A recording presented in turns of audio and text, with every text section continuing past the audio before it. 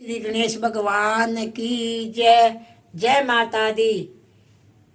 अगर आप धर्मराज की कहानी सुनते हैं तो आपको चार दरवाजे की कहानी भी सुननी चाहिए। चार दरवाजे की कहानी।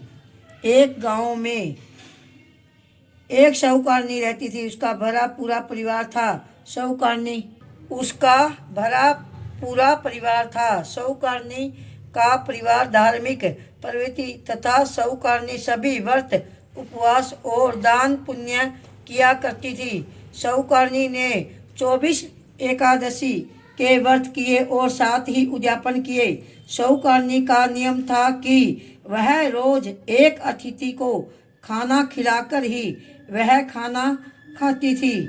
अगर किसी दिन कोई अतिथि घर पर नहीं आता तो वह गाय और कुत्ते को रोटी खिलाने के बाद ही वह खाना खाती थी। वह पहली रोटी तो गाय को और आखिरी रोटी कुत्ते को देना नहीं भूलती थी। रोज वह ब्रह्म मुहूर्त में उठती थी और नहा धोकर मंदिर जाती।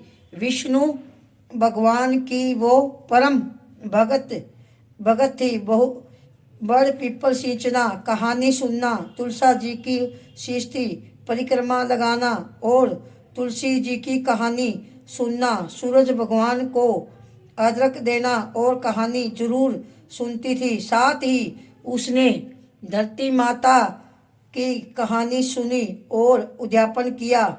मकर संक्रांति के दिन से धर्मराज की कहानी सुनने का नियम लिया और साल भर बाद उसने धर्मराज जी की कहानी का भी उद्यापन किया। खूब दान पुण्य किया। पोपोबाई की कहानी सुनी और उद्यापन किया। उसने गौ दान किया, ब्राह्मण की बेटी का कन्यादान किया। माघ स्नान, कार्तिक स्नान और विशाख स्नान सभी उसने किए।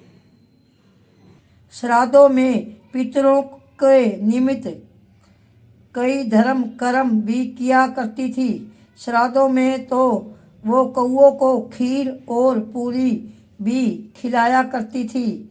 गरीबों को अन्न दान करती, वस्त्र दान करती रहती थी। प्यासों के लिए उसने प्याऊ भी खुलवाई। अपने परिवार व रिश्तेदार को खूब लेन देन किया करती थी। जब तक वह जीवित रही दोनों हाथों से दान करती रही। दान धर्म से उसने कोई कसर नहीं छोड़ी। साहूकारनी के बेटे बहू भी कभी भी दान धर्म करने से मना नहीं करते थे। साहूकारनी को अपने दान धर्म पर पूरा विश्वास था कि मरने पर उसे जरूर पैकुंठ में ही वास मिलेगा। इसलिए साहूकारनी पूरा उम्र पार करके मरी। जब वह भगवान के द्वार पर पहुंची तो उसने भगवान के चारों दरवाजे बंद मिले। साहूकारनी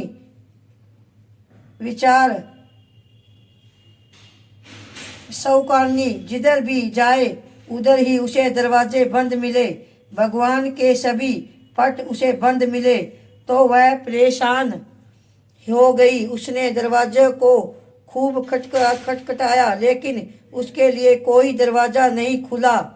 जब हार थक कर वह बोली, भगवान मेरे लिए आपके दरवाजे बंद क्यों हैं, जबकि मैंने अपने जीवन काल में खूब दान धर्म किए हैं, सभी व्रत उपवास किए हैं, धर्मराज जी की कहानी सुनी और उद्यापन किया, पोपोबाई की कहानी सुनी और सभी उसका भी उद्यापन किया। मैंने अपने पूरे जीवन काल में कभी भी झूठ नहीं बोला, किसी की निंदा नहीं की, कोई असत्य वचन नहीं बोला। मैं हमेशा सत्य के साथ ही खड़ी रही हूँ। फिर भी मेरे लिए आपके दरवाजे बंद क्यों है? तभी तभी वहां आकाशवाणी हुई। भगवान बोले, बुढ़िया माई, मैंने माना तुमने खूब दान धर्म किए हैं, खूब व्रत उपवास किए हैं, लेकिन तुमने मकर संक्रांति के दिन ठाकुर जी के मंदिर के पट नहीं खुलवाए और ना ही कहानी सुनी और ना ही ठाकुर जी के पट खुलवाने का निमित्त जो दान धर्म करते हैं वो किए हैं। तब साहूकारनी बोली, भगवान, मैंने तो ऐसी कोई कहानी आज तक नहीं सुनी है। अगर मुझे मालूम होता तो मैं जरूर चार दरवाजे की कहानी सुनती और उसके निमित्त जो दान धर्म होते हैं वह करती। तब आकाशवाणी हुई और भगवान ने कहा, बुढ़िया माई, मकर संक्रांति के दिन ठाकुर जी के मंदिर के पट खुलवाने चाहिए। उसमें 4 चांदी के दरवाजे लगते हैं, उसमें चांदी के 4 दरवाजे दान करते हैं। भगवान के मंदिर का पर्दा, ब्राह्मण और ब्राह्मणी के 5-5 कपड़े, सुहाग की पिटारी, मिठाई का डब्बा और साथ ही दक्षिणा के रुपए लगते हैं। यह सब चीजें मंदिर में दी जाती है। फिर मंदिर के पट खुलवाए जाते हैं।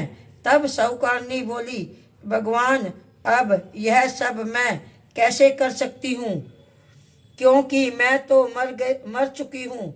तब भगवान ने कहा, बुढ़िया माई, तुम अपने बेटे को सपने में जाकर कहो कि यह सब वह सब तुम्हारे लिए करे, तभी तुम्हारे लिए दरवाजे खुलेंगे। तब साहूकारनी ने अपने बेटे को सपने में पूरी बात बताई।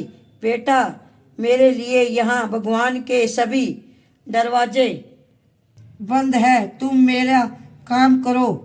जब तक तुम मेरा काम नहीं करोगे तब तक मेरी आत्मा भटकती रहेगी।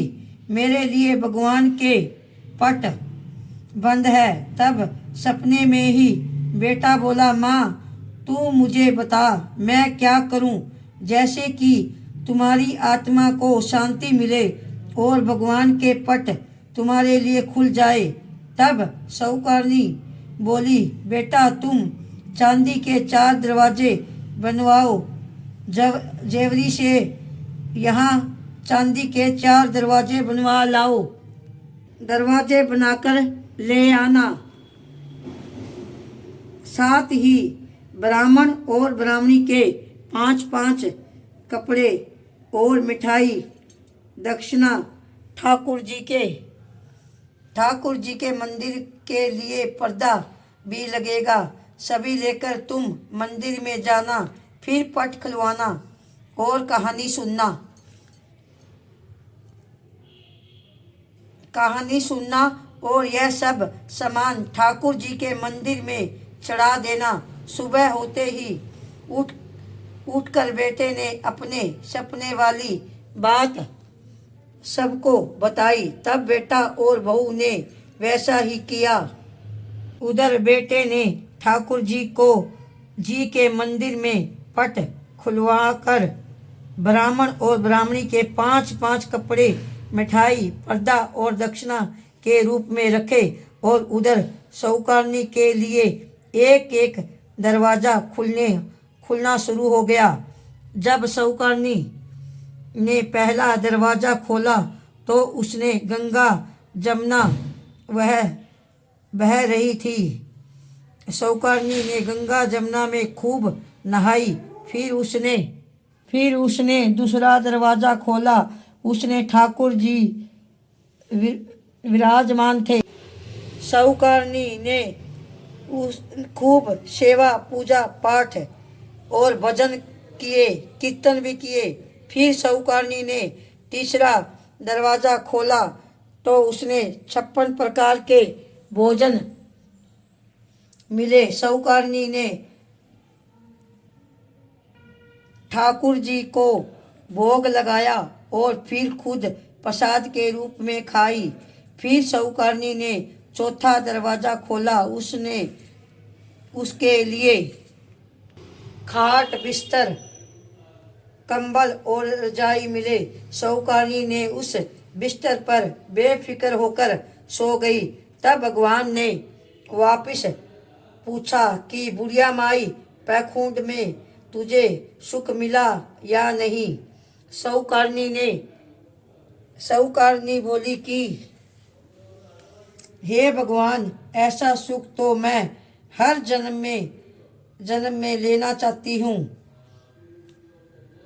भगवान ने जैसा सुख उसे साहूकारनी को दिया, वैसा सुख सबको देना। कहने वाले को, सुनने वाले को, हंकौरा भरने वाले को, और धरती हो तो पूरी करना, और पूर्वोत्तर दरवाजे पर चढ़ देना। भूल बिसरे को नाम लेना, बड़े तेरे भंडार भरे रहना। आज मैंने जो आपको 4 दरवाजे की कहानी सुनाई है, धर्मराज जी की कहानी के साथ 4 दरवाजे की कहानी जरूर सुनी जाती है, और आशा करती हूँ यह कहानी सबको पसंद आई है। कहते सुनते हैं कार्य बनना। बोल 4 दरवाजे की कहानी की जय। बोल कृष्ण कन्हैया की जय।